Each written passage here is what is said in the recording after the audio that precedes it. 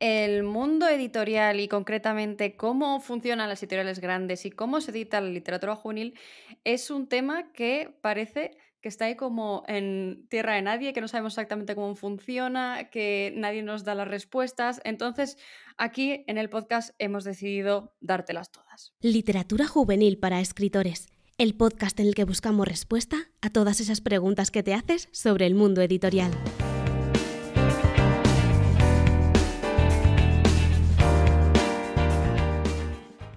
Y para ello te hemos traído a Sara Cano, que es autora de un montonazo de libros. Para empezar esta, Érase una vez una princesa que se salvó sola, El futuro es femenino, todos los libros de la guerra de sexto A, que creo que me ha dicho que eran 6, Presidenta por sorpresa, Desobediente de repente y Jurásico total, que son 3 libros más. Pero además es editora de la división de juvenil de Penguin Random House y necesito explicación de esto ahora mismo. ¿Qué tal estás, Sara? Buenas tardes, estoy bien, recién trabajada, vengo recién trabajadísima. Salgo de la edición de infantil y juvenil, de la división de infantil y juvenil de Penguin Random House directamente para el podcast. Sí, bueno, la división de infantil y juvenil de Penguin engloba todos los sellos que publican infantil, juvenil y cómic. La división de cómic también está incluida dentro de nuestra división y bueno, yo me encargo en concreto ahora mismo estoy enfocada en la edición de fenómenos asociados a tendencias. Oh, qué Esto interesante. es muy amplio y bueno, es una particularidad del libro, es bastante diferente, ¿no?, a lo que te puedes imaginar que puede ser el trabajo de un editor, pero que creo que tiene todos los elementos que necesita un buen editor. Porque al final yo lo que tengo que hacer es un poco estar al loro de la actualidad y pensar que es interesante para los lectores y lectoras jóvenes, ver esto que les interesa y son contenidos que no necesariamente tienen un formato literario, pero sí ver cómo es convertible este contenido a un libro. Entonces, bueno, pues este año he trabajado con un mago, una bruja, un especialista en ajedrez, gente que habla de cocina, gente que habla de lenguaje no verbal. O sea, es al final una tendencia, puede ser, los asociamos generalmente a gente que hace contenido en YouTube, pues gamers sobre todo, pero no solo. El contenido de tendencias es mucho más amplio que todo esto. Y de ahí vengo, entonces doy servicio o edito para varios sellos dentro de la división. Entonces, esto de analizar tendencias no es solo se llevan los vampiros, necesitamos tropecientos libros de vampiros. No solo, eso es una parte de la tendencia y eso es la parte de la tendencia que está asociada específicamente a la literatura. Pero también te digo que eso es como es un poco trampa. O sea, hay modas que surgen a raíz de fenómenos. Entonces, surge Crepúsculo y el vampirismo se pone de moda. Pero que Crepúsculo se contratara, o sea, Crepúsculo era una obra muy singular en su momento. O sea, no se estaba haciendo nada parecido en literatura, en fantasy juvenil. Del mismo modo que lo fue y que fue fue un rompehielo, ¿no? Harry Potter en su momento. Cambia mucho la percepción de la literatura juvenil, pero también del fantástico. Entonces, y a raíz de ahí el fantástico se convierte en algo que está de moda, en juvenil. Es difícil anticiparse a ese tipo de cosas y por lo general nada de lo que está muy cocinado, o sea, cuando se intenta hacer algo que se parezca a, por lo general no suele funcionar porque al final la exclusividad de estos, o sea, ni siquiera es la exclusividad, es como la autenticidad, la originalidad de lo que son los fenómenos literarios es difícil de fabricar. Ahí la labor del editor consiste en entender que esa obra tiene algo, aunque no se parezca a nada de lo que haya en el mercado, que tiene la capacidad de triunfar. Y al final este trabajo es mucho de hacer apuestas que luego, bueno, pues algunas funcionarán muy bien y otras no tanto. Todos los libros que introducimos en nuestros catálogos, por lo general creemos, por lo general no. O sea, tú no puedes defender un libro en tu catálogo si no crees en él, si no crees en el autor, ¿no? Es muy difícil. Entonces, el libro vaya a funcionar mejor o peor, tú lo tratas con el mismo cariño y son todos libros buenos. Pero apostar por cosas un poco más rompedoras es una lotería al final. Sí, una apuesta al final. Y bueno, como estás todo el día ahí trabajando en edición, estarás todo el día leyendo. Así que Sí, todo el día. creo que lo difícil va a ser, de todas las preguntas que te voy a hacer, la difícil va a ser que me contes qué estás leyendo ahora y que me recomiendes un libro, que me has dicho que van a ser más, juvenil para aquí, para el Vale, pues podcast. mira, estoy leyendo, como me paso el día leyendo juvenil, por lo general mis lecturas juveniles en mi tiempo libre están bastante limitadas. Mi género favorito es el terror. Fuera de lo que es infantil y juvenil, incluso en infantil y juvenil me interesa mucho el terror. El terror, la distopía, el weird, todo lo que es un poco inquietante, me gusta mucho. Entonces ahora mismo estoy leyendo dos cosas. Una es una novela que se acaba de publicar que se llama Altar. La ha publicado Alfaguara y la autora es Catherine Lacey. Y es una distopía en la que el personaje protagonista se podría considerar de género no binario, pero en el mundo donde sucede la historia no existe esta concepción, ¿no? Entonces, bueno, pues me resulta esto también muy interesante porque yo también soy traductora y me parece que la traductora, que te voy a decir exactamente quién es porque hay que reivindicar al traductor. Totalmente. Traductora. Bueno, ha tenido que hacer un currazo aquí, Nuria Molinés, ha tenido que hacer un currazo de la muerte para poder traducir el libro en género no binario sin utilizar las marcas de género neutro que estamos utilizando ahora mismo y que no tienen sentido, ¿no? Dentro de la distopía en la que se desarrolla la historia. Muy recomendable, muy inquietante. Y estoy leyendo también una novela gráfica que se llama Upgrade Soul, Actualizar Alma. El autor es Ezra Clayton Daniels y es una historia sobre la vejez. Fíjate, yo que me paso todo el día haciendo libros para jóvenes, es un poco la reticencia a envejecer y si estarías dispuesto a cambiar tu corporalidad por una mejora de tu alma. Entonces, bueno, es una novela gráfica muy inquietante también. Tiene así como puntos de terror, ciencia ficción. Eso es lo que estoy leyendo ahora mismo. Pero bueno, no sé, soy una lectora compulsiva. O sea, en mi casa no dejan de entrar libros y caen por lo menos un par a la semana, aparte de todos los que me estoy leyendo por lo general en el trabajo. Vale. Y ahora, la lista que me has dicho de libros que nos Vale. recomiendas juveniles, a ver. Mira, os voy a recomendar una autora que hace 10 años que se publicaron sus libros, algunos la conoceréis, otros no. Se llama Laini Taylor y tiene una trilogía de fantasy que se llama Hija de Humo y Hueso. Ajá. Bueno, Hija de Humo y Hueso me parece una de las cosas. Yo tuve el placer de trabajar en esta trilogía como correctora de estilo y me parece una de las. Bueno, en su día fue muy rompedora, pero aún así me parece que tiene ideas muy interesantes. A Laini la obsesionan Los Ángeles. Tiene ahí algo muy fuerte con Los Ángeles. Es una sociedad, es una historia de fantasía en la que hay dos razas enfrentadas. Unas son las quimeras, que son humanos que tienen partes de animal, y los serafines, ¿no? Los ángeles, que efectivamente tienen pues todas estas capacidades angélicas. Y bueno, es una historia de amor entre una quimera y un ángel maravillosa que se desarrolla a lo largo de 3 libros y se desarrolla en Praga, que también es un escenario, bueno, en el Distinto. mundo real es el escenario está en Praga y me parece que tiene un punto de oscuridad muy interesante. Laini Taylor también tiene otro libro que está publicado en castellano, que es El soñador extraño, en el que retoma de nuevo la idea de los ángeles, pero esta vez desde un punto de vista como la deidad puede estar como muy. Bueno, la perversión que hay en que haya una deidad superior y que conviva con los seres humanos, porque no son deidades que no puedes ver, sino que puedes verlas. Y también me parece que es una. Y bueno, trata todo el tema onírico de los sueños, viajar, tiene un poco de Freddy Krueger ahí, ¿no? Como un poco de referencias. Me parece una autora fantástica y a mí yo he disfrutado siempre mucho con sus obras de fantasía. Y os voy a recomendar también, y saliéndonos del universo, creo que Laini Taylor dentro del universo anglosajón quizás es una de las autoras como menos conocidas, por lo menos menos en España. En México, por ejemplo, triunfó muchísimo en su día las obras traducidas.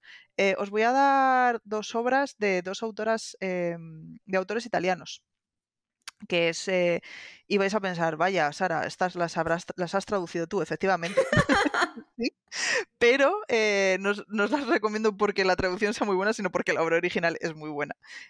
Una de ellas se llama La llave de los secretos. Es un libro que publicó Siruela también probablemente hace 10 años. Es una historia que sucede en Venecia de una chica de 13 años que descubre que su padre es alquimista y que tiene una ayudante que es una gárgola. Tiene mucha mala leche, hay mucha magia, hay mucha Venecia, y me parece que es una obra que tiene personajes que son muy interesantes porque no necesariamente son buenos o están como, que me parece que al final un poco ¿no? La tendencia a crear personajes dentro de la literatura infantil y juvenil y hacerlos tontorrones, Sí. o quitarles matices. Bueno, pues este libro de Cristina Brambilla es una absoluta maravilla en ese sentido, en la construcción de personajes. Y otra trilogía que también traduje yo y que me parece estupenda se llama La Academia. También la publica Siruela. La autora es Amelia Drake, que en realidad es una fusión de dos autores italianos de literatura juvenil clásicos, Pier Domenico Baccalario y Davide Morosinotto. Y es la historia de una especie de Praga steampunk también, en la que todas las...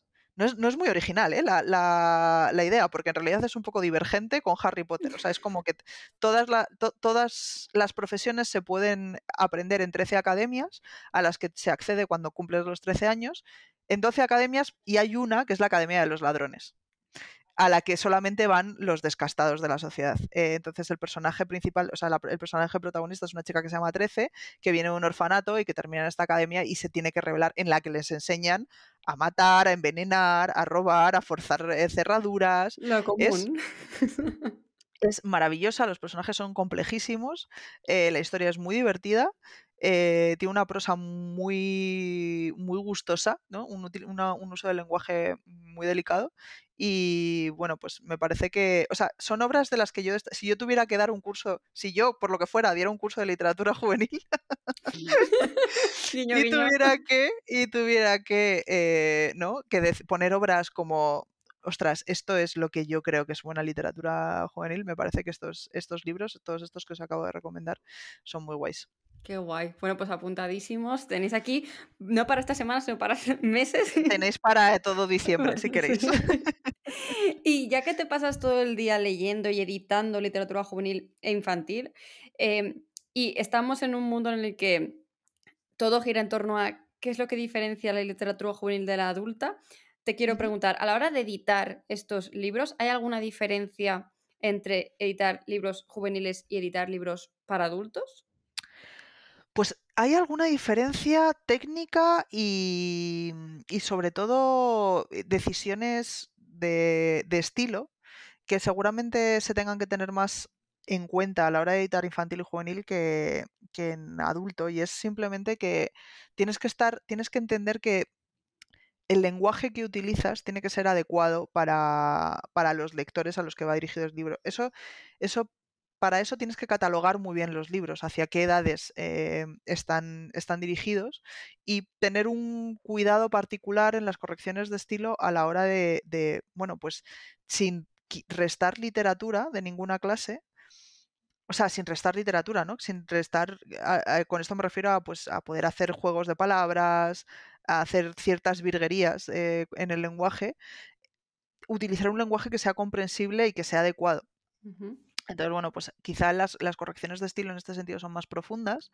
También hay que tener en cuenta que casi todos los libros son ilustrados y esos libros son más difíciles de editar, más técnicamente.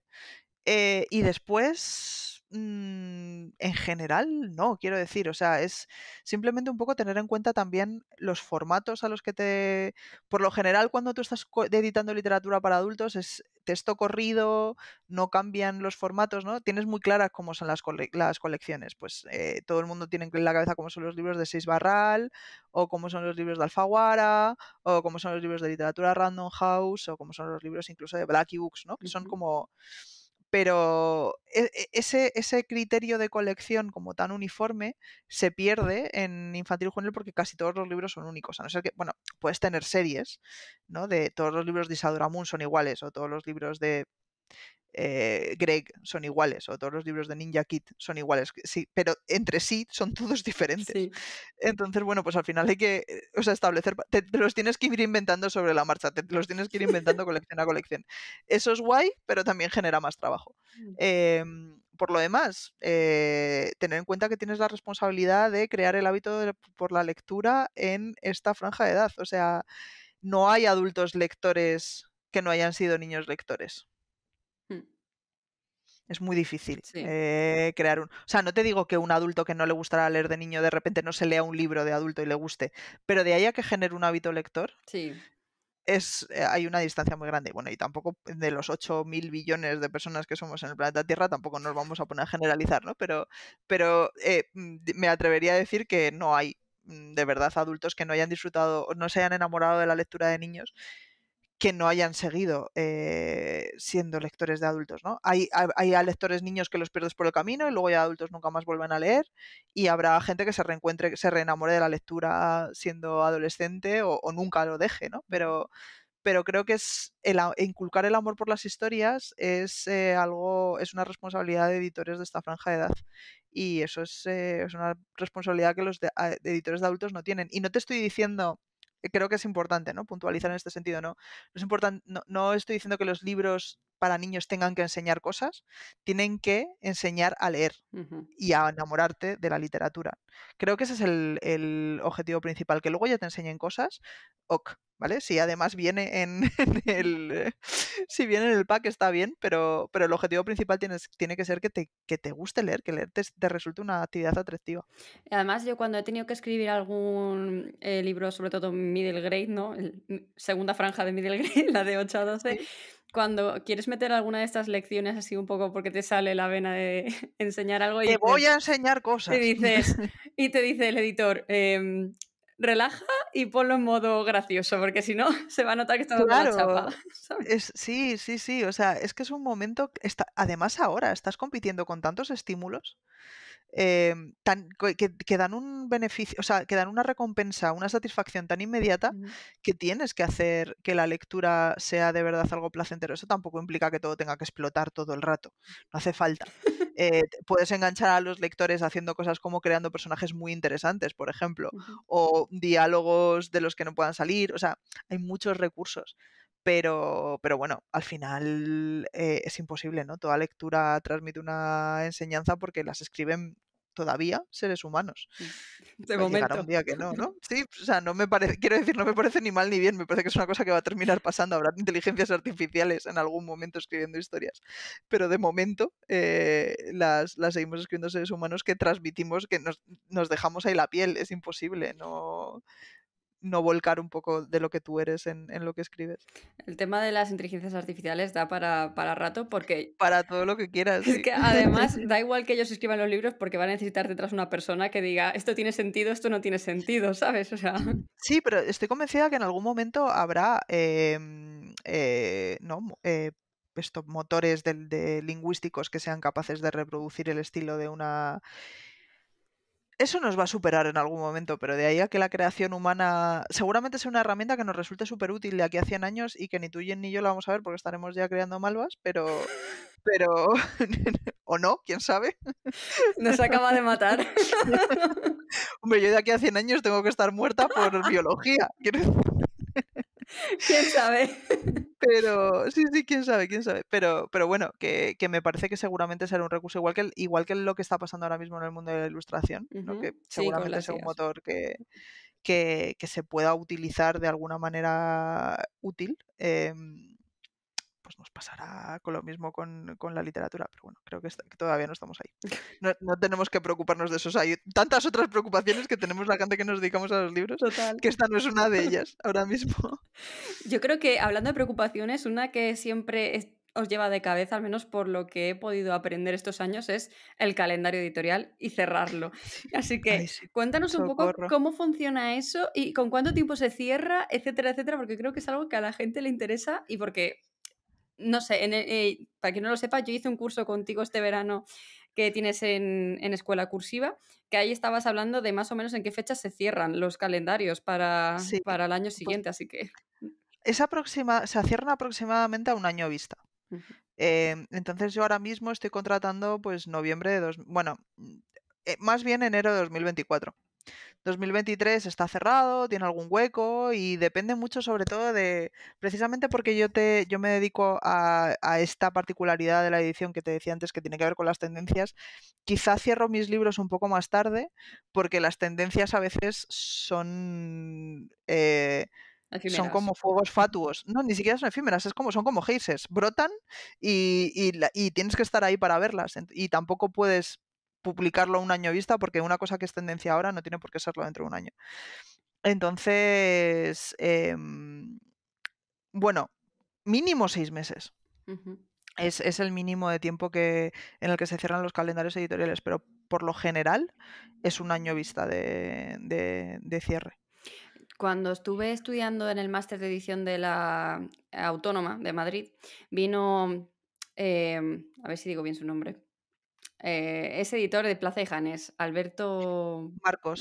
Marcos, y nos enseñó un super Excel con que es como el calendario editorial vuestro. ¿Eso es verdad? O sea, ¿lo tenéis todos? ¿Un super Excel de Sí, tenemos que sí, sí, rellenar sí. huecos? Tenemos un super Excel, tenemos muchos super Excels, pero uno de ellos es, por ejemplo, una traducción, ¿no? Tenemos un calendario de entregas que es para que una traducción salga el 15 de mayo de 2024, ¿cuándo la tiene que recibir el editor? Ujú. ¿Cuándo la tiene que recibir el equipo de edición técnica, que sería como los que se encargan de la corrección de estilo y demás? ¿Cuándo la tiene que recibir el maquetador? Y todo eso es 8 meses vista, o sea... Luego, pues a veces no puede ser, ¿no? Porque por plazos no se puede cumplir, pero sería lo ideal para que todo el mundo viva feliz, no tenga que echar horas extra, trabaje lo que tiene que trabajar y no demás, y todo eso. Pero luego tenemos un Excel gigantesco en el que tienes que ir cumpliendo casillas de cosas que tienes que hacer. Mandar a probar la cubierta. Check. Mandar el texto al autor con mis cambios para que lo edite. Check. Introducir las correcciones de primeras de cubierta, check. O sea, hay como un millón de procesos de los que tienes que estar al loro, pero sí, el primer paso es contratar un libro. Mira, para que te hagas una idea, mira, yo dentro de 2 semanas Ujú. presento las novedades editoriales de todo otoño, o sea, de todo el segundo semestre de 2023. Y todo eso ya tiene que estar contratado. Y lo de presentas, o sea, yo aquí me estoy Las presento, o sea, se presentan internamente dentro de la editorial para que todos los departamentos conozcan en qué estamos trabajando. Wow. Entonces, bueno, pues para que diseño sepa qué libros hemos contratado, qué características va a tener, si vamos a necesitar un ilustrador, si no, para que lo sepa también marketing, para que lo sepa comunicación, para que lo sepan el resto de compañeros, que también es muy interesante, en otros sellos de, ¿no? ¿Qué estamos contratando? ¿Qué nos está pareciendo interesante? Porque al final esto es un oficio en el que hay mucha competitividad, pero también tiene que ser muy colaborativo, ¿no? De construir un catálogo coherente entre todos para la división. Entonces, sí, Muchas en eso reuniones, ¿no? consiste una presentación. Eso se llaman comités editoriales y todas las editoriales tienen el suyo y es donde se toman las decisiones. Pues a veces incluso se toman decisiones de, mira, pues hemos planteado una tirada de 2.000 ejemplares y de repente el equipo comercial te dice, nosotros vemos que esto es un ideón, subidla a 4.000. O ese título no lo vemos, porque no lo cambiamos a otra cosa, ¿no? Es como el lugar donde se da el debate y tú sales de tu cabecita donde estabas pensando tu proyecto tú solo en tu casa o tú con tu equipo lo abres a otro tipo de equipos. Wow. Suena agobiante, la verdad, un poco. Suena agobiante, pero sí, pero es necesario. Quiero Sí. decir, es importante poner las cosas en común porque estos trabajos creativos al final llega un momento en el que tú entras en barrena, ¿no? Ya entras en un callejón sin salida del que no puedes salir. A veces, a mí me pasa muchas veces con los títulos, que los tengo que poner en común con más compañeros porque llega un momento que dices, no sé, todo me suena mal, todo me suena bien, yo ya no sé si esto se entiende, si no se entiende, si parece que el libro es de lo que es, ¿no? Porque lo llevas trabajando tanto tiempo Ujú. que es fácil entrar en bucle y no salir. Para eso se necesitan otras mentes que piensen como tú. Y tú que estás en el apartado de tendencias, si me mola mazo, yo no lo sabía antes de preparar la entrevista. Cuando tú estás planteándote, no me sale la palabra, encargar, no, contratar Sí. los proyectos, ¿tienes muy en cuenta ese tipo de modas o tendencias que están al alza? ¿O tú te encargas directamente de decir, oye, queremos que nos escribas un libro que trate de X? Mira, mi experiencia, porque además yo he trabajado en varias facetas de este proceso de las tendencias, ¿no? O sea, antes de ser editora y contratar los proyectos, trabajaba como redactora de muchos de ellos. O sea, hay que tener en cuenta que en el 90% de los casos estás hablando con creadores de contenido que el contenido que crean no es literatura, entonces no saben trasladarlo a un libro, a un formato de un libro. Entonces, en mi experiencia es que cuando tú te acercas a alguien, es porque te gusta lo que hace. O te tiene que gustar o por lo menos parecer interesante, ¿vale? O sea, estoy pensando ahora mismo que yo tengo como ahora mismo en mi catálogo varios libros de temas esotéricos en los que yo no necesariamente creo, porque creo que soy la persona como más racional y más cerebral del mundo, pero me parecen interesantes, ¿no? O sea, me parece que generan un interés. Entonces, tú tienes que entender que esos creadores de contenido ya tienen una comunidad creada y tienes que ser fiel y respetar ese contenido. Em, y entender también que hay ciertos perfiles que se prestan a ficcionarlos y ciertos perfiles que no. Entonces, por ejemplo, un ejercicio muy inteligente, que este no es de donde yo, o sea, es de la competencia, es de Planeta, no es de Penguin, pero por ejemplo, los compas. Los compas son unos libros protagonizados por los avatares de los gamers que crearon los compas. Y eso se presta muy bien a una ficción, ¿no? Se presta muy bien a ficcionarlo porque puedes crear un universo dentro del universo de Minecraft, donde los personajes vivan aventurillas. ¿Y qué diferencia eso entre ficcionar, por ejemplo, una serie de televisión, hacer libros de Peppa Pig, o hacer libros de Pocoyo, o hacer libros de Bluey, que son como las 3 series así como más entre preescolares, más populares entre preescolares? Creo que no hay ninguna, ¿no? Es como coges los personajes y los insertas dentro de una ficción y hay otros contenidos, sin embargo, que no. Hay otros creadores de contenido, por ejemplo, estoy pensando en pues un libro que se ha publicado en septiembre, que este lo he editado yo, de un maestro del ajedrez que ha decidido disfrazarse y entonces se hace llamar el Rey Enigma y él va retando a la gente por la calle a jugar al ajedrez y está haciendo como muchísima promoción de este deporte que siempre ha parecido un poco elitista, ¿no? Como de una cosa como muy sesuda y muy cerebral, y lo ha puesto como muy al alcance de todo el mundo. Este hombre salió en Got Talent y entonces, claro, podríamos haber hecho una historia del Rey Enigma, ¿no? La podríamos haber ficcionado porque el personaje es muy guay, pero en realidad lo que pedía ese tipo de creador de contenido es un método de ajedrez, ¿no? Entonces el libro que se ha editado es, bueno, pues siguiendo toda su manera de comunicarse, cómo aprender a jugar al ajedrez y por qué esta persona en concreto hace que el ajedrez resulte atractivo, cuando en otros momentos puede ser que el ajedrez haya resultado una cosa como muy aburrida y muy, ¿no? Que tú te imaginas un ruso ahí, un señor ruso viejo. Eso era como la imagen del ajedrez hasta Gambito de Dama, ¿no? Total. Alguien que un nombre que empezaba por K, terminaba por V y POF con R's entre medias, humo de puro, salas de roble y moviendo fichas muy concentrados. Bueno, pues el Rey Enigma viene a enseñarte que el ajedrez no tiene por qué ser eso, ¿no? Que puede ser una cosa divertida. Es muy divertido esto de las tendencias si encuentras la manera de convertirlas bien de un medio a otro. Y no sé si te he contestado la pregunta que me has hecho. Sí, creo que sí. pero voy a hacerte otra también relacionada porque ya que estoy aquí te voy a aprovechar. En Penguin tengo entendido que siempre tenéis abierta la recepción de manuscritos en el email, que nunca lo encuentro, pero Sí, sé que está por ahí. hay un correo, sí. Entonces, cuando abrís ese email, ¿tú vas buscando tendencias dentro de, o sea, temas que a lo mejor están en tendencia dentro de esos manuscritos? ¿Cómo se lleva esa parte? Para la gente que a lo mejor está escuchando y dice, es que yo no sé si tengo algo que esté en tendencia. O yo tengo una novela de ajedrez ahora, a lo mejor podría mandarla o alguna cosa. Ahí lo que se suele hacer por lo general es que pedimos cribas, o sea, es imposible que nos leamos Ya. todo lo que hacemos, o sea, todo lo que recibimos. Entonces, bueno, pues pedimos informes de los que nos puedan parecer interesantes y en función de si el informe te gusta o no, también tienes que confiar mucho en el criterio del informante. La figura del lector editorial es una figura compleja y complicada. Es difícil encontrar informantes de los que tú te fíes, porque al final un informe de lectura consiste en sustituir la conversación que tú tendrías con un colega para que te cuente una peli de cabo a rabo y aún así te den ganas de verla, ¿vale? Sí. O sea, es como de... Sí, todos tenemos ese amigo o esa amiga que te cuenta las cosas de cabo a rabo y dices, no me importa que me hayas hecho todo el spoiler porque me has emocionado, o sea, me has transmitido las ganas de verla o me las has quitado de raíz, que eso también puede ser algo que haga un informante de lectura. Bueno, un buen informante de lectura es ese amigo, pero no necesariamente tiene por qué ser tu amigo porque es una persona a la que le estás pagando para que te haga un trabajo. Pero bueno, o sea, una vez que tenemos esos informes de lectura, ahí vas un poco detectando, vale, pues estamos buscando, sí que es verdad que siempre hay como movimientos, ¿no? Ahora, por ejemplo, la romántica nacional, o sea, de autoras sobre todo nacionales, está bastante en boga.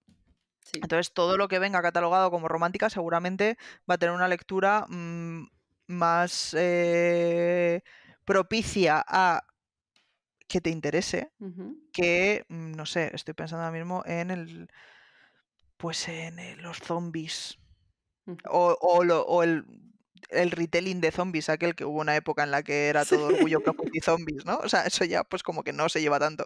No dudo que haya magníficas obras de retelling. El retelling, por ejemplo, también es otra cosa que está muy en boga. El retelling, además, sobre todo si tiene un componente de inclusión de comunidad LGTB, personajes racializados, con diversidad funcional, que no sean neurotípicos, ¿no? O sea, como que de repente contar historias que se han contado toda la vida con personajes que pertenecen a la realidad pero que no han tenido tanta representación, es algo que nos parece a los editores que es interesante publicar porque el público lo demanda y porque es importante también que estas historias por fin tengan un lugar. Pero dentro de 10 años igual lo que queremos es, no lo sé, de repente vuelve la fantasía histórica. O una cosa que también funciona muy bien y que es un género, por ejemplo, que en autores y autoras nacionales que me estéis escuchando no se está escribiendo mucho, es el thriller juvenil. No hay muchísimos thrillers juveniles escritos por autores y autoras nacionales y gustan mucho si están bien hechos. Estoy pensando, por ejemplo, en los libros de Karen McManus que están en el catálogo de Alfaguara, que es uno de los sellos para los que yo trabajo y que además he traducido yo, curiosamente. Vaya. No todos, pero bueno, varios de los libros de Karen McManus que son thrillers que te los bebes en una tarde, que son de instituto, que hay una serie, uno de ellos está adaptado ahora mismo en Netflix. Y este tipo de literatura interesa un montón y no se está haciendo en Nacional. Pues me imagino que thriller nacional es una cosa que probablemente si entrara en un buzón de correo de manuscritos, diríamos, oye, vamos a echar un vistazo. Aquí que salten las alarmas. Todo ahí os lo dejo caer. Mañana lunes todo lleno de... todo el mundo, el asesinato de... Y tu mierda. Ya sabréis de dónde viene, también hay que decirlo. Claro. Y ya que estábamos hablando antes del tema de los compas y todo, bueno, que hay un montón. Yo también soy redactora, fantasmilla. ¿Qué pasa en general con el libro de los influencers? ¿De verdad se venden tanto como para crear tanto? O sea, yo es que voy a la sección de infantil y veo una barbaridad. Y yo, claro, estos datos no los tengo. Entonces, ¿de verdad se venden tantos? ¿Son tan interesantes? No todos venden mucho, pero los que venden mucho venden muchísimo.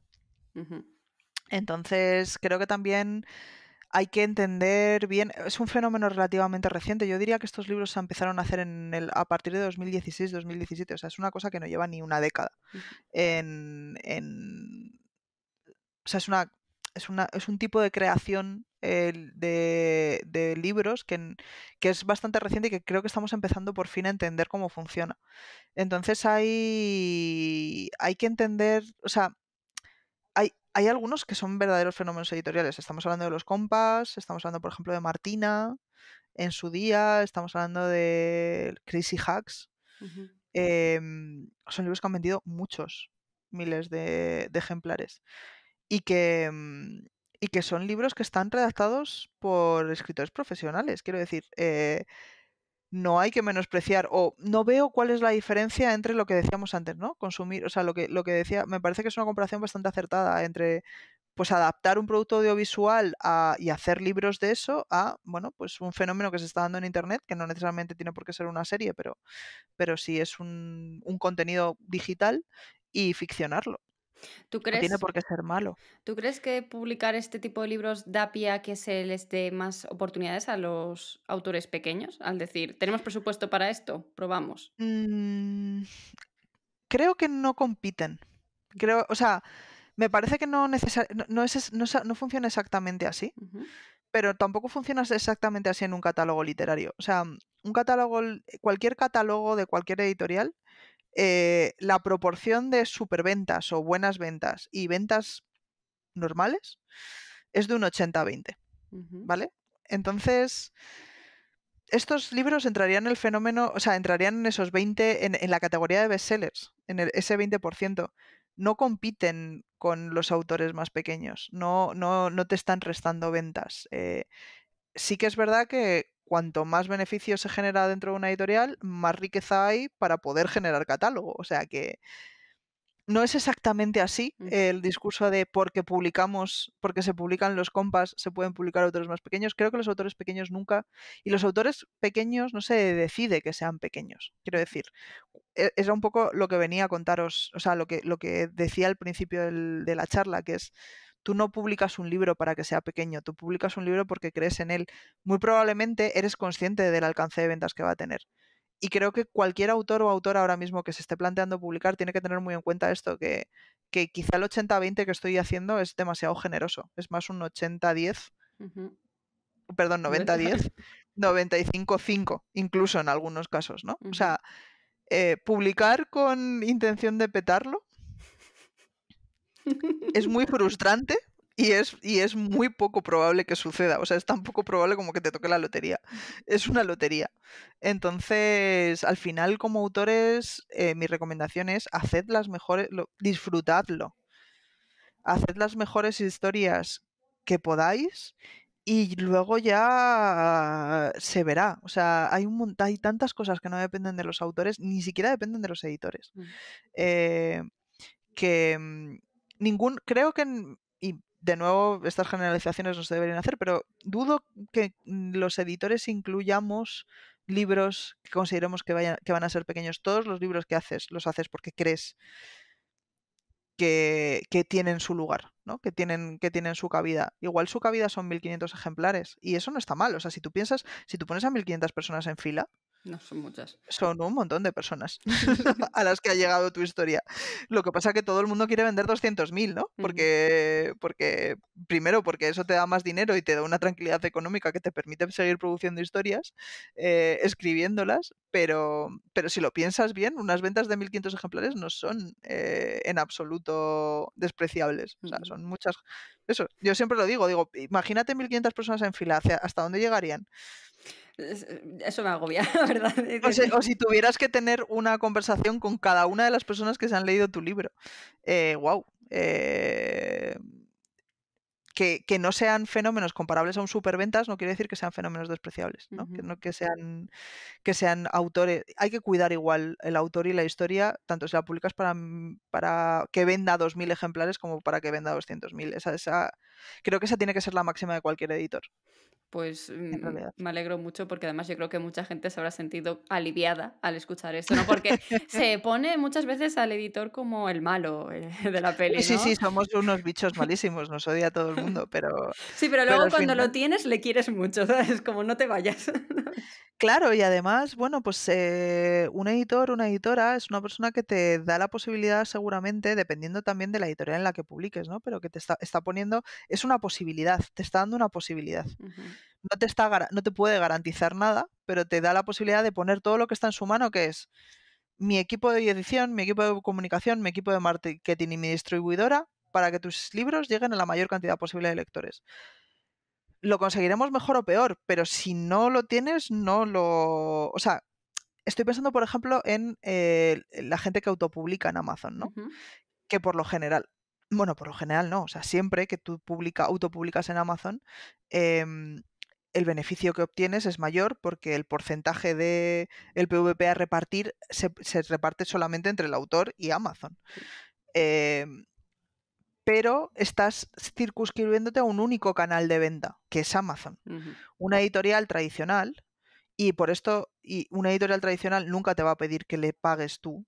Esto que quede Importante. claro también, ¿no? Ujú. Y cuando se llaman coediciones tampoco es verdad, porque una coedición no es eso. Una coedición es cuando dos editoriales se juntan para editar un libro juntas. Ah, sí. Claro, una coedición es, por ejemplo, se hace muchísimo en álbum ilustrado. El álbum ilustrado, bueno, aquí os voy a dar una clase de un poco chapas de impresión, pero todas las imprentas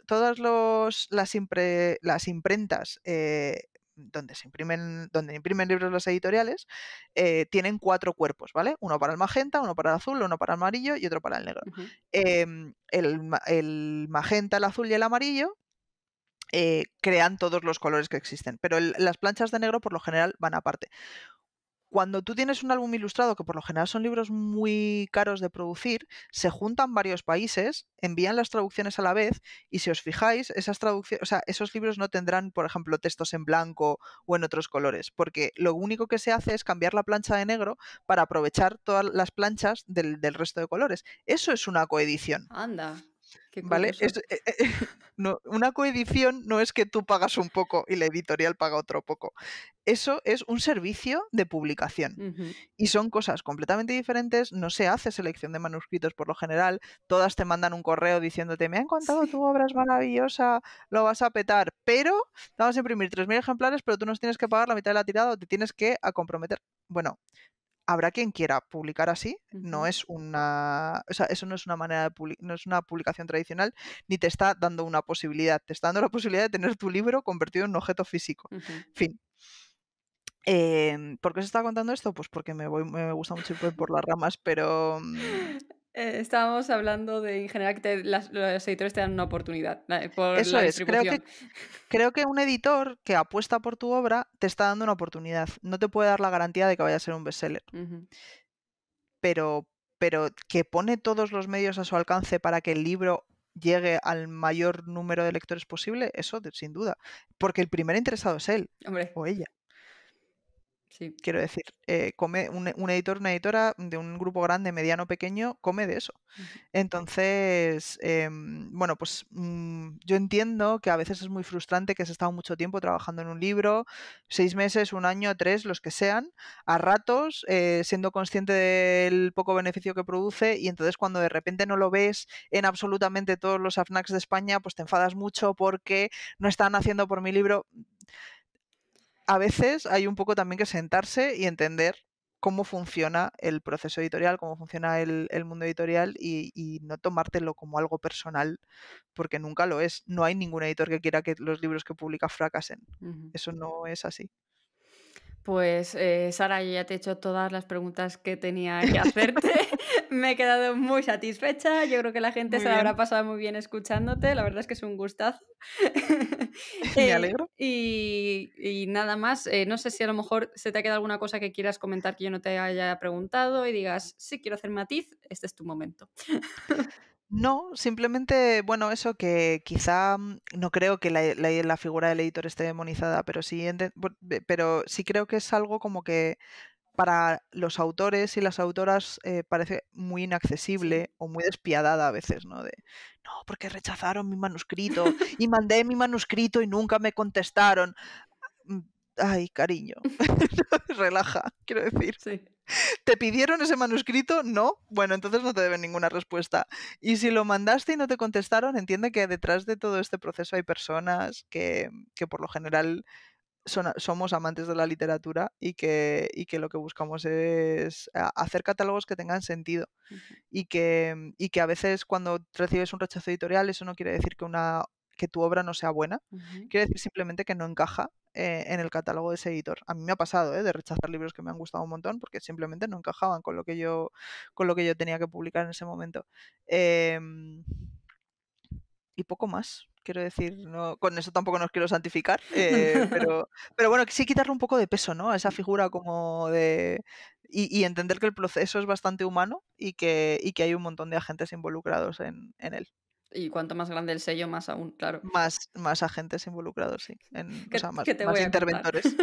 Efectivamente. Pues nada, Sara, muchísimas gracias por venir hoy. Espero que te hayas estado a gusto, que te lo hayas pasado bien. Muy a gusto. Tú que estás escuchando esto desde tu dispositivo electrónico favorito, te recuerdo que puedes compartir, darle like, mirar todos los libros que nos ha recomendado Sara a lo largo de todo el episodio, ir a por sus traducciones, a por sus libros propios, a por cualquiera de los sellos que está trabajando ahora, y que tienes tanto contenido de pago gratuito en literaturajuvenilparaescritores.com, y nos escuchamos una vez más la semana que viene. ¡Adiós!